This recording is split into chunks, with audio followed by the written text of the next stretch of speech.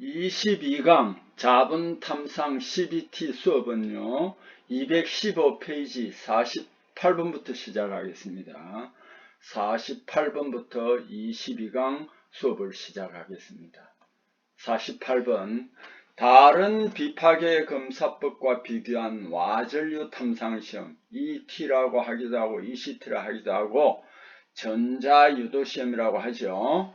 와전류 탐상시험의 장점에 대한 설명 중 틀린 것을 내놨습니다. 이제 이런 와전류 탐상시험을 우리가 본격적으로 이제 집중적으로 공부한 것은 없습니다만은 이 자기 비파기할 때 일부가 나옵니다. 그래서 우리가 이런 부분 48번 같은 문제는 와전류 탐성 시험에 대한 기본적인 문제로서 자주 출제되니까 이제 이런 것을 통해서 우리가 기본적인 개념은 알아 주어야 하겠죠. 자, 시험을 자동화할 수 있습니다. 이 와전류 탐상 시험은 장비가 비싸요. 자동화할 수 있습니다. 비접촉 방법으로 할 수 있습니다. 시험체의 도금 두께 측정이 가능합니다. 그런데 이제 이 와전류 탐상 시험은 전문적인 기술이 필요하고요. 이게 형상이 복잡한 것 같은 것은 쉽게 검사할 수 없습니다. 49번 자성체의 자속 밀도 단위가 아닌 것을 내놨습니다. MKS 단위, 즉 국제 규격입니다. MKS 단위일 때는 웨브 퍼 제곱미터 또는 테슬라 이 두 가지를 써도 됩니다. 그 다음에 테슬라 이건 또 T입니다. 웨브 퍼 제곱미터는 요거는 같습니다. 가우스는 MKS 단위는 아닌데 CGS 단위인데 G로 표시할 수 있습니다. 요 세 가지는 자성체의 자속 밀도 단위가 되겠습니다. H per meter는 투자율 단위입니다. 여기에 한자로 적었는데 투자율 단위를 H per meter라고 합니다. 자, 그래서 그 밑에 또 규격집에 있는 걸 여기서 다시 도입을 해서 여러분이 한 번 더 이제 복습할 수 있도록 여기에 또 나타내 놨습니다. 자속 밀도는 B로 표시합니다. B는 μ 곱하기 H입니다. 여기서 μ라는 것은 투자율인데 H분의 B입니다. 자, 자속 밀도 단위는 MKS, SI일 때는 웨브 퍼 제곱미터 이거하고 테슬라 T가 같습니다. CGS일 때는 G, 가우스입니다. 그 다음에 자속, 매그네틱 플럭스인데요. 자석은 기호로 파이로 표시합니다. 단위는 MKS, 즉 국제규격 SI일 때는 웨브입니다. CGS일 때는 맥스 또는 맥스웰로 표시합니다. 투자율은 기호를 μ로 표시합니다. 단위는 MKS, SI일 때 H per M 되겠습니다. 자, 50번 시험체 직경이 50.8mm, 길이가 152.4mm 환봉을 코일법 적용하여 자와전류 1500A로 검사할 때 탈해수는 코일 권선수입니다. 얼마냐 이 말입니다. 자, 항상 코일법 할 때는 이렇게 직경분의 길이를 나누어야 됩니다. 여기에서 50.8분의 152.4니까 한 3점 얼마 됩니다. 2에서 4일 때는 이 공식을 적용합니다. D분의 L분의 45,000 이 공식을 적용합니다. 그래서 D분의 L은 여기에 50.8분의 152.4 45,000입니다. 그래서 15,000이 되겠습니다. 15,000 되는데, 그래서 항상 코일법에서는 A와 T를 묶어서 이제 기술을 합니다. 서술합니다. 그래서 AT가 여기에 15,000인데 지금 최종적으로 묶고 있는 것은 탈의 수가 얼마냐입니다. T는. 그래서 전류는 1500A라고 그랬잖아요. 다시 15,000을 1500으로 나누니까 10회가 되겠습니다. 정답은 10회가 되겠습니다. 자, 51번 야외 현장과 같은 높은 곳에서 용접할 때 가장 옳은 자분 탐상시험법은 자분 탐상시험법 중에서 극감법 장비가 굉장히 가벼워요. 그래 휴대가 좋아요. 그래서 야외 현장 같은 곳에서는 당연히 극감법을 적용하는 것이 좋겠습니다.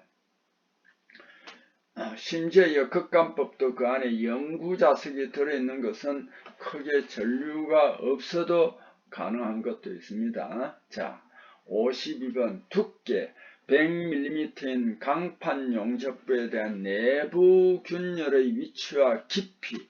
이거는 방사선도 내부 균열은 찾을 수 있지만 깊이를 검출할 수 없습니다.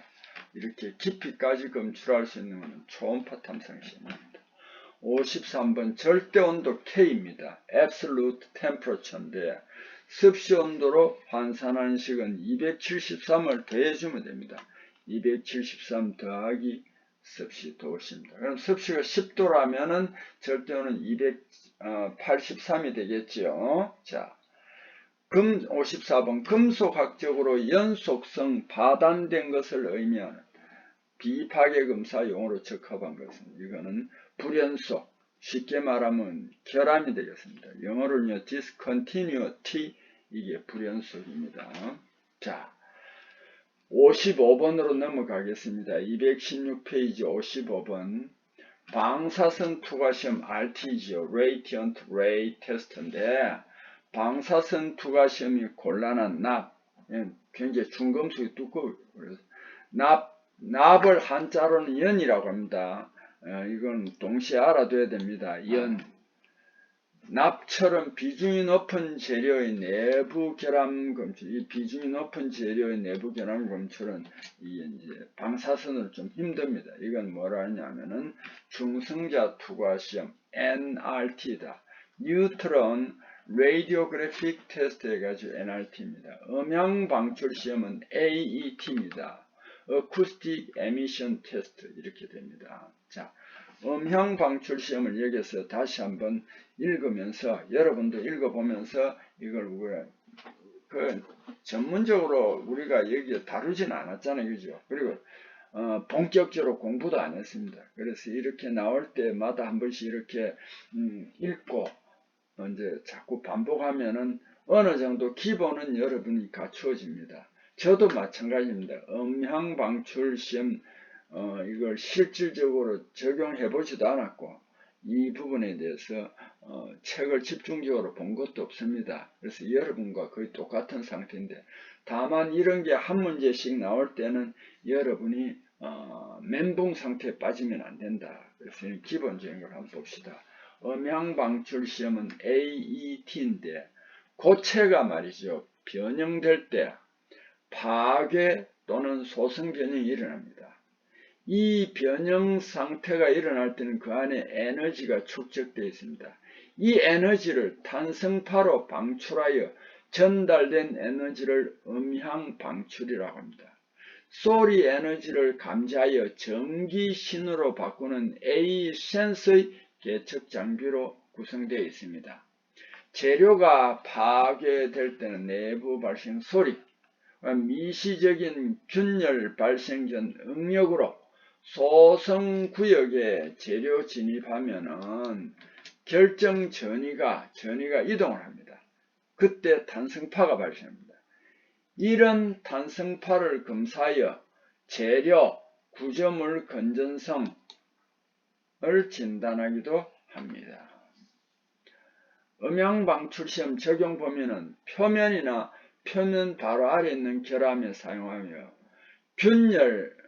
균열이 이제 움직일 때 그 거동을 평가하고 성장하는 결함을 탐지하고 정량적인 양을 측정하는 평가는 제한적이나 결함 위험도 평가, 그러니까 이게 좀 위험하다는 그런 결함 위험도 평가하고 이것은 비금속 사용 가능합니다. 대상물이 사용 중이구나 응력을 받아야 합니다. 대상물이 사용 중이구나 응력을 받을 때 이제 음향 방출 시험한다. 자, 여기 이제 우리가 꼭 기억을 해줘야 하는 우리 대상물이 요거 사용 중이구나 응력을 받아야 한다. 요게 전제 조건이 되겠습니다. 이게 음향 방출 시험입니다. 그 다음에 카이저 효과 이거는 몇 번 했습니다. 어느 시험체에 응력 이력이 있을 때, 그래 한번 응력을 가했습니다. 그래서 그 잔용력이 남아 있습니다. 어느 시험체에 응력 이력이 있을 때 가해졌던 최대 응력에 그 처음 해가지고 응력이 한번 발생했던 최대 이력 거기까지 두 번째 했을 때 도달할 때까지는 거의 음양 방출이 발생하지 않는 현상을 우리는 뭐라고 하냐면은 카이저 효과라고 합니다. 즉, 한 번 하중을 걸어 음향 방출이 생긴 후 하중을 제거하면 다시 하중을 걸어도 이전에 가해졌던 최대 응력에 도달하기까지는 음향 방출이 발생하지 않는 현상입니다. 적외선 시험 IRT입니다. 적외선 시험 Infrared Ray Test입니다. 그래서 IRT입니다. IR 열적 IR 그러니까 적외선 열적 촬영을 하는 거죠. IR 열적 촬영은 전자기 스펙트럼 IR 부분 내에서의 방사의 탐지에 기초한 분석 기법입니다. 흑체 방사 법칙에 따라 절대 0도씨보다 온도가 더 큰 모든 물체는 이렇게 적외선 방사를 한답니다. IR 방사를 합니다. 이 IR 방사의 2차원적인 상을 탐지하며 합성장치는 IR 카메라 및 열적 촬영 카메라로 일반적으로 불리우며 또한 적외선 카메라라고도 합니다. 열적 촬영 기록 결과는 기록된 물체의 열적 방사의 강렬도에 대응하는 상 또는 서열입니다. 기록은 열적 기록도라고 불리며 물체 열적 방사의 강렬도는 물체 온도와 직접적으로 연결이 됩니다. 그러므로 열적 기록도는 물체 표면 온도 분포상입니다. IR 열적 촬영은 대부분의 사례들에서 온도장들의 공간과 시간 분포의 비접촉 측정을 위하여 사용됩니다. 하여튼 이게 여러분이 읽어도 이게 조금 어렵다 이런 경우가 당연히 있습니다. 그러나 이런 식으로 한다는 걸 우리가 한 번쯤 알아두면 좋겠습니다. 그리고 집중적으로 공부를 안 했지만 카이제 효과 같은 이런 상태로 몇 번이나 나오면은 자꾸 이제 적응을 하면은 어느 정도 기본은 카이제 효과는 이렇다 하는 것을 우리가 알 수 있습니다. 자, 56번 코일 감원수 10회 D분의 L, B가 3인 강봉을 잡은 탐상시험 코일법의 검사를 할 때 요구되는 전류는 단 L은 봉의 길이, D는 봉의 외경 직경입니다. 근데 여기에 보니까 D분의 L이 3이다 이 말은 이 식을 적용합니다. 3분의 3, 45,000을 적용하니까 AT가 15,000이에요. 근데 여기에서 코일 감원수가 10회라고 했습니다. T가 넘어가서 15,000을 10으로 나누어 주니까 1500A가 됩니다. 57번 프로판 가스가 연소할 때 몇 배의 산소가 필요한가? 요건 제가 한번 찾아보니까 약 5배 정도 필요하다라고 정리가 되어 있더라고요. 그래서 여기에서는 딱 5배가 아니지만 4.5배가 적정한 수준인 것 같습니다. 자, 58번으로 넘어가겠습니다. 217페이지 58번. 강자성체 자분 탐상 시험에서 균열 결함에 자분이 모이는 원인은 왜 그러냐면은 이게 이제 전기를 공급하면 그 시험체 중간으로도 이제 자장이 쭉 흘러가는데 결함이 있는 부분에서는 통과를 못합니다. 밖으로 표면으로 나옵니다. 그걸 우리 누설 자장이라고 합니다. 이 누설 자장은 자석가루가 있으면 강력하게 당기는 역할입니다. 그래서 그 표면에다 용접부 부근에다 자석가루를 뿌려놨죠. 그럼 결함이 있는 곳으로 모이게 됩니다. 그렇게 해서 이제 균열 결함을 찾습니다. 누설 자석이 발생하기 때문에 균열 잡은 모인다. 이게 정답이 되겠습니다. 도플러 효과, 도플러 효과는 뭐냐면은 이제 요 파동 발생하는 파원과 그 파동 관측하는 관측자 중 하나 이상 운동하고 있을 때 발생하는 효과로 파원과 관측자 사이의 거리가 좁아질 때는 파동의 주파수가 더 높게, 거리가 멀어질 때는 파동의 주파수가 더 낮게 관측되는 현상을 우리는 뭐라고 하냐면은 도플러 효과라고 한다는 거 알아주세요. 자, 59번. 시험체 내부와 외부 압력 차이에 유체가 결함을 통해 흘러 들어가거나 나오는 것을 감지하는 방법으로 압력 용기나 배관 등에 주로 적용하는 디파계 검사인 것은 누설 검사입니다. LT. 자, 60번. 초음파 탐상 시험에 사용되는 초음파에 대한 설명으로 틀린 것은, 자, 이건 이제 설명이 있을 때 우리가 하나하나 잘 읽어봐야 되겠죠. 가, 파장이 짧아 빛과 같이 직진성을 갖는다. 맞습니다. 나, 음파보다 낮은 주파수 성분은 저주파가 아닙니까? 틀렸죠. 굉장히 높은 주파수 초음파를 갖고 있습니다. 다, 초음파가 전달되는 물질의 종류와 초음파의 종류에 따라 초음파의 전파 속도가 결정됩니다. 맞습니다. 금속 중에서는 대체로 보니까 알루미늄, 철보다도 굉장히 높더라고요. 주파수가 굉장히 높아요. 자, 주파수라는 속도가 굉장히 높아요. 고체 내에서는 일반적으로 종파를 L파라 하죠. 횡파를 S파라고 하는데 종파와 횡파와 같은 두 종류의 초음파가 존재합니다. 맞습니다. 고체 내에서는. 자, 그 다음에 61번. 자분 탐상 시험에 대한 설명으로 틀린 것은, 자분 탐상 시험은 강자 성체에 적용된다. 적합한 설명입니다. 비철금속 재료 내부 균열과 표면 직화 균열에서 검출감도 높다.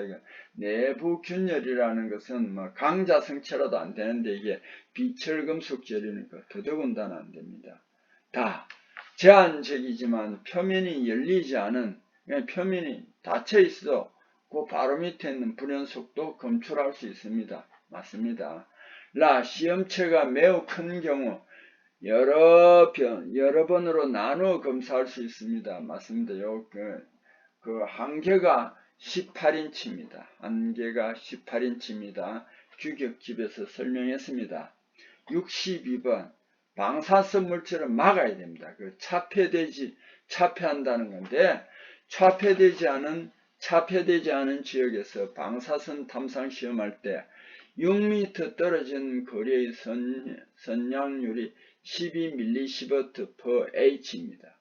이 동위원소의 거리가 24m 될 때의 선량률은 이것도 몇 번 나왔습니다. 여러분 방사선 탐상 시험을 전문적으로 공부하지 않았고 그 실험을 하지 않았습니다. 그런데도 이 계산하는 것은 여러 번 나왔기 때문에 여러분이 얼마든지 계산할 수 있습니다. 자, 여기에 12mSv/H라고 합니다. 여기에 mSv/h 곱하기, 여기에 뭐가 되냐면 하나는 6이고 하나는 24죠. 그래서 6분의 24의 제곱 분의 1 이렇게 합니다.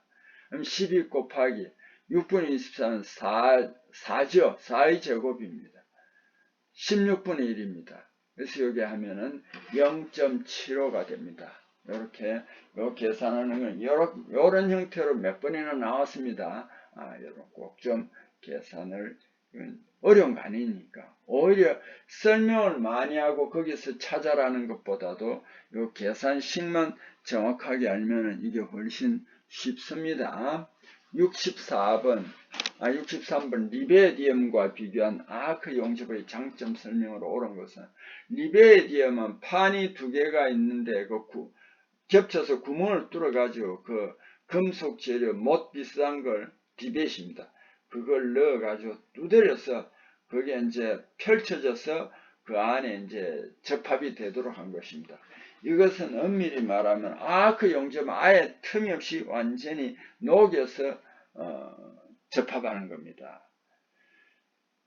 그래서 리베디언과 비교한 아크 용접의 장점 설명으로 옳은 것을 내놨습니다.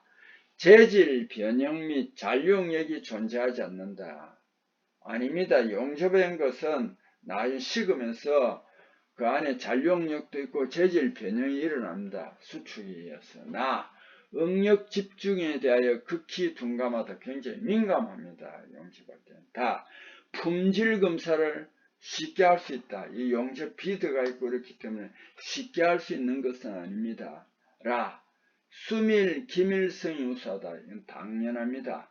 이거는 그 용접을 해서 다 떼었기 때문에 수밀, 기밀성이 우수하다는 것이 정답이 되겠습니다. 이 63번에서는. 그 다음에 64번으로 넘어갑니다. 218페이지죠. 시험체 표면이 열린 철강 재료의 결함 검출에 가장 적합한 비파괴 검사. 표면이 열렸다 이 말은 개후부죠. 침투 탐상 시험이 되겠습니다. 와전류 탐상 시험 ET 또는 ECT라고 하잖아요. 전자유도 시험에서 와전류 분포, 강도 변화에 영향을 주는 인자와 가장 거리가 먼 것은 이것도 몇 번이나 나왔습니다. 시험체의 전도도 와전류 탐상은 전도체입니다. 전도체를 검사합니다. 시험체의 크기와 형태, 그 다음에 코일과 시험체 표면 사이의 거리, 이거 다 영향을 받는데 접촉 매질, 이 접촉 매질이라는 거 나오는 것은 무조건 이거는 초음파입니다. 초음파. 자, 66번 금속 내부의 불연속을 비파괴 검사할 때 적합한 시험법의 조합은 내부 결함은 방사선 투과시험, 초음파 탐상시험, 한 가지 더 나아가서 중성자 투과시험 그 세 가지입니다. 자, 누설시험 LT라고 하죠. 리키지 테스트. 수압력, 수압력이나 물압력, 공기압력을 가해가지고 이연부, 균열 등 결함부에서 이게 이제 새는 것, 누설 유무를 조사하는 검사입니다.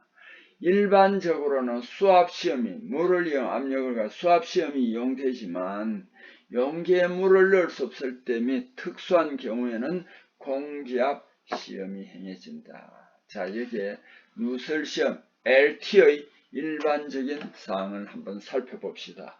가압시험, 시험체 내부에 기체압력을 가한 후 검출기를 이용해서 시험체 내부에서 외부로 기체 누설하는 것을 측정하는 방법이 가압시험입니다.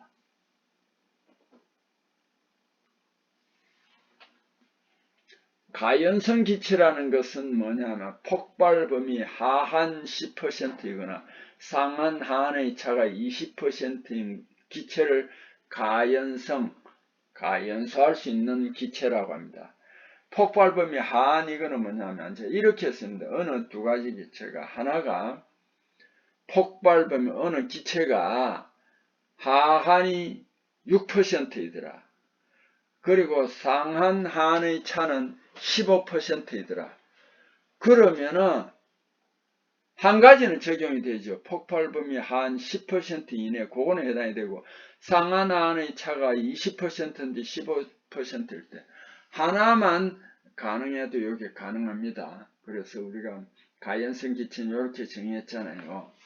폭발 범위가 한 10%이거나 그 10% 이하이거나 상한 하한의 차가 20%, 두 개 차가 20%인 기체를 가연성 기체라고 한다.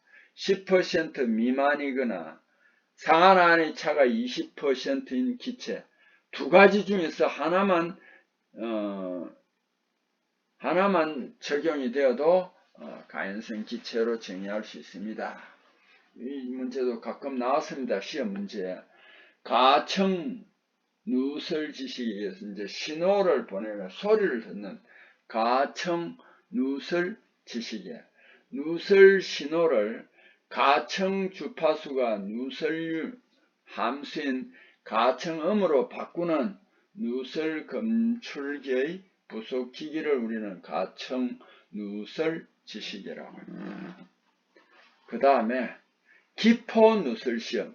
시험체 한쪽을 감압하거나 압력을 줄이거나 압력을 가하는 가압하고 반대쪽과의 압력 차이에 의하여 발생하는 기포를 형성시켜 누설 부위 검사하는 방법입니다. 자, 누설. 경계 한쪽 면에서 반대쪽 면으로 기체나 액체 통과할 수 있는 구멍, 흠 등입니다. 여기서 흠이 되고, 구멍, 흠이라고 하는 것보다는 여기서는 홈이라고 하는 게 더 좋을 것 같습니다.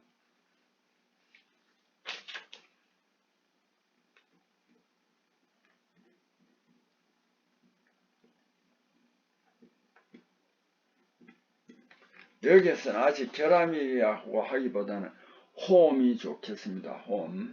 자, 여기서는 요거 수정을 합니다. 홈이라고 하는 게 좋을 겁니다. 발포액이란 뭐냐면은 기포 누설 시험에서 기포를 형성하는 용액을 발포액이라고 합니다. 이 정의를 우리가 잘 알아야 됩니다. 그 다음에 완류는 또 뭐냐?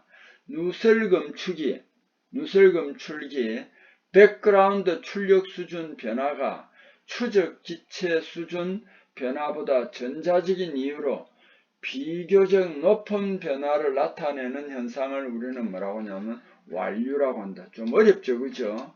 자, 누설검출기, 백그라운드 출력 수준 변화가 일어나는데 그 추적 기체 수준 변화보다 전자적인 이유로 비교적 높은 변화를 나타내는 현상을 우리는 완류라고 한다.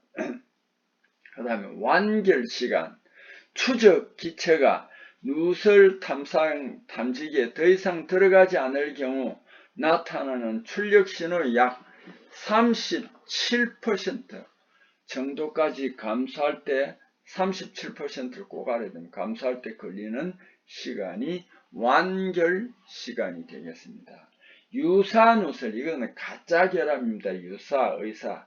가상 누설이라고 하며 흡입가스의 느린 배출로 인해 진공시험에 나타나는 허위 누설 지시입니다. 응답시간, 누설검출기, 누설 시스템에서 출력 신호가 최대 신호에서 63%, 이 숫자는 좀 어렵죠, 그죠? 63% 감소되는 시간으로 출력기기상에서 지시가 나타나고 안정화하는데 필요한 시간이다. 자, 여기에서 이건 이제 한 번 더 표시를 해두는 게 좋습니다. 완결 시간 할 때는 출력 신호의 얼마냐면 37% 정도까지입니다.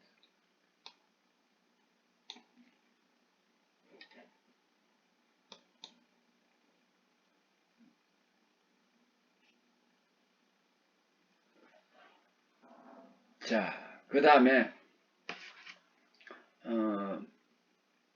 응답 시간이 있습니다. 응답 시간. 여기 37%고, 그 다음에 여기 응답 시간은 얼마냐면 63%. 이 숫자는 여러분 까먹기 좋잖아요. 산출한 게 아니잖아요. 그죠? 그래서 요거는 우리가 평소에 표시를 해두는 게 좋습니다.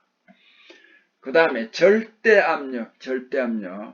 기체 실제 압력으로 완전 진공일 때 0으로 하고, 표준 대기압은 1033kgf 제곱센티미터이며 게이지 압력 플러스 대기압이 절대 압력이다. 요것도 몇 번 나왔습니다. 그래서 여러분이 이제 이런 건 우리 누설 시험을 전문적으로 공부를 많이 안 했지만은 여기에 나온 내용들을 한 몇 번쯤 읽어보고 그 문제가 되었을 때 또 이 부분을 보고 문제를 풀고 하면은 이 기본적인 내용들을 어느 정도 이해할 수 있습니다. 이걸 우리가 전문적으로 안 배웠기 때문에 여러분 이거 어렵다 이렇게 생각하지 말고 부담 없이 이렇게 읽어주고 줄 건 부분을 읽어주고 또 그 다음에 이런 문제가 나올 때 이 부분을 한번 찾아보고 이렇게 하면은 그 CBT 시험에서는 문제가 없습니다. 왜냐하면 우리가 누설 시험, 실기 시험을 치는 건 아니잖아요. 그죠?